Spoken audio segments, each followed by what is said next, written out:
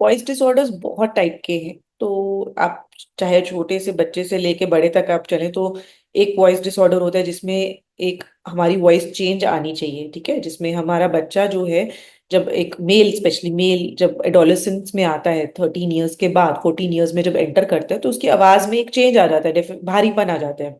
From एक बच्चे की आवाज से उसमें एक एडल्ट या मेल वॉइस आ जाती है, और कईयों में ये वॉइस नहीं अटेन हो पाती। तो एक इसको हम प्यूबरफोनिया बोलते हैं। प्यूबरफोनिया मतलब कि बच्चे की आवाज जो है वो प्यूबर्टी में चेंज होनी चाहिए आफ्टर एज ऑफ 13-14, वो नहीं हो रही है, तो that is one type of disorder. फिर एक डिसऑर्डर है जिसमें कि आपकी आवाज जो है वो क्लियर नहीं आ रही, भारी हो गई है आवाज। तो वो बहुत सारे कारण है उसका, जैसे कि आपको इन्फेक्शन जैसे लेरिंजाइट की वजह से हो सकता है, या इवन कभी कभी हमारी एक वोकल कॉर्ड, जो हमारी बोलने की तार है, वो चलना बंद हो जाती है, उसकी मूवमेंट बंद हो जाती है। तो उसकी वजह से भी आवाज में भारीपन या चेंज आता है। और वॉइस डिसऑर्डर्स में अगेन वॉइस जो भारीपन आता है उसमें बिकॉज वोकल कॉर्ड पे दाना बनने की वजह से, वोकल कॉर्ड पे कोई जोर से चीखने की वजह से हैमरेज हो जाना, ब्लड वेसल का फटना, उसकी वजह से भी वॉइस चेंजेस आती हैं। इमिडिएटली जब आपको लगे कि मेरी आवाज में कोई चेंज आ रहा है, स्पेशली मेरी आवाज भारी हो गई है, जैसे नॉर्मल आवाज है वैसी नहीं आ पा रही है, मैं बोल नहीं पा रहा, बिल्कुल मेरी आवाज बंद हो गई है,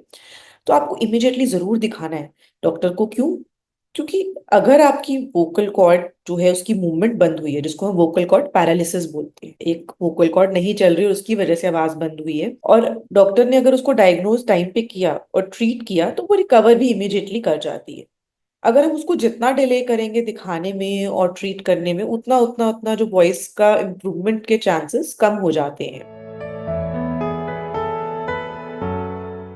वॉइस में अगर वही चेंज आपको लग रहा है कि मेरी आवाज नॉर्मल हो ही नहीं पा रही, जैसे मैं पहले बोलता था या बोलती थी वैसी आवाज ही नहीं क्लियर हो पा रही, ठीक है ना, और दूसरा आपको लग रहा है कि मेरे आवाज में बोलने में मुझे बहुत जोर लग रहा है, मैं नॉर्मल मेरी पिच थी उस पिच को मैं नहीं रीच कर पा रहा या कर पा रही हूँ, तो आपको अलर्ट रहना है। जैसे मैंने बताया वोकल कॉर्ड पैरालिसिस एक कंडीशन होती है, या आपको बोलते हुए लग रहा है कि मुझे सांस चढ़ रहा है, बोलने में सांस चढ़ रहा है, या मेरी बोलने में थकावट हो रही है, मैं इतना बोल ही नहीं पा रहा या बोल पा रही कंटिन्यूस जैसे मैं पहले बोल पाती थी, तो हमें उसी टाइम इसको इमिडिएटली मैनेज करना जरूरी है, डॉक्टर को दिखाना जरूरी है।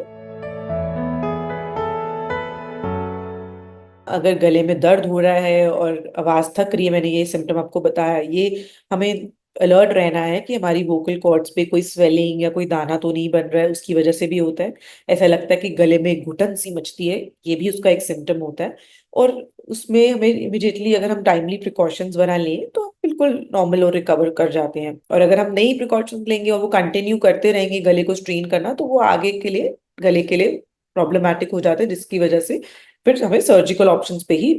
निर्भर रहना पड़ता है। मोस्टली जो वॉइस चेंजेस आती हैं वो मोस्टली आप बहुत कॉमनली देखोगे वो सिंगर्स में होती हैं, या जो टीचर्स होते हैं जिनको बहुत कंटिन्यूस बोलना पड़ता है, या बच्चों के साथ ऊंची आवाज में बात करनी पड़ती है और चीखना पड़ता है, या सिंगर्स जिनको हाई पिच में उनको गाना पड़ता है, तो उनकी वोकल कॉर्ड्स पे स्ट्रेन पड़ता है, और उसकी वजह से कभी कभी वोकल कॉर्ड्स आपस में जुड़ती हैं, फ्रिक्शन होने के कारण उन पे दाने बन जाते हैं, जिसको हम नोड्यूल बोलते हैं, या वोकल पॉलिप, या वोकल कॉर्ड पे एक अकेला दाना बनना, या वोकल कॉर्ड पे हैमरेज होना, खून की नस फटना, उसकी वजह से उनमें ये वॉइस चेंजेस आते हैं। स्टे ऑफ डायग्नोसिस हमारा रहता है, पहले तो हम उनका थ्रोट एग्जामिन करेंगे, उसके बाद हम नॉर्मल अपने जो बेसिक इंस्ट्रूमेंट्स हैं, टंग डिप्रेसर, या एक हमारे पास मिरर होता है जिससे हम गले को देख सकते हैं, उससे देखते हैं। बट जो मोस्ट डेफिनेटिव चीज जो हम यूज करते हैं जिससे हमें क्लियरली पता चल सकता है कि इसमें क्या इशू है इनको, वो है endoscopy. So endoscopy is the main diagnostic tool, वो सबसे बेस्ट टूल है, उससे हमें क्लियरली अंदर गले का एक एक पार्ट दिखता है, हमें पता चलता है कि किस पार्ट में प्रॉब्लम है, किधर स्वेलिंग है, किधर ये वोकल कॉर्ड कहाँ नहीं चल रही। अगर जैसे मैंने बताया कि कुछ बच्चों में आवाज जो एडोलेसेंट में जो चेंज होनी चाहिए वो नहीं हो रही है, उस टाइप के वॉइस डिसऑर्डर्स में हम वॉइस थेरेपी ज्यादा एडवाइस करेंगे, सर्जरी का इतना रोल नहीं रहेगा। अब जो पेशेंट्स हैं जिनकी अब वोकल कॉर्ड एक साइड से काम ना करने की वजह से आवाज भारी हो रही है, उसमें हम 3 to 6 मंथ्स का वेट करेंगे कि अपने आप वो रिकवर हो जाए, और हमें बाकी चीजें रूल आउट भी साथ साथ करनी है कि पेशेंट को कोई ट्यूबरकुलोसिस तो नहीं है, या पेशेंट को कोई हार्ट की प्रॉब्लम तो नहीं है, उसकी वजह से भी एक साइड की बोलने की तार बैठ जाती है, क्या पेशेंट को कोई कैंसर तो नहीं है। वो सारी चीजें हमें साथ साथ चेक भी करनी है। और अगर कुछ भी ना मिले, बस एक वोकल कॉर्ड नहीं काम कर रही, उसको हमें 6 मंथ्स का टाइम देना है अपने आप रिकवर करने में। पर अगर अपने आप वो नहीं रिकवर हो रही, दैट मीन्स कि अब हमें सर्जिकल स्टेप लेना है। उसमें हम फिर मोस्टली एक यहाँ पे अंदर ही अंदर स्किन के थ्रू इम्प्लांट डाल देते हैं, जिससे उसकी आवाज पहले से बिल्कुल नॉर्मल जैसी हो जाती है। ये हम अपने हर पेशेंट को जो हमारे साथ ये सिम्टम लेके आते हैं, हम ये सबको एक वो बोलते हैं कि have a good vocal hygiene. Vocal hygiene का मतलब क्या है? सबसे पहले कि आप मिर्च मसाले कम खाइए,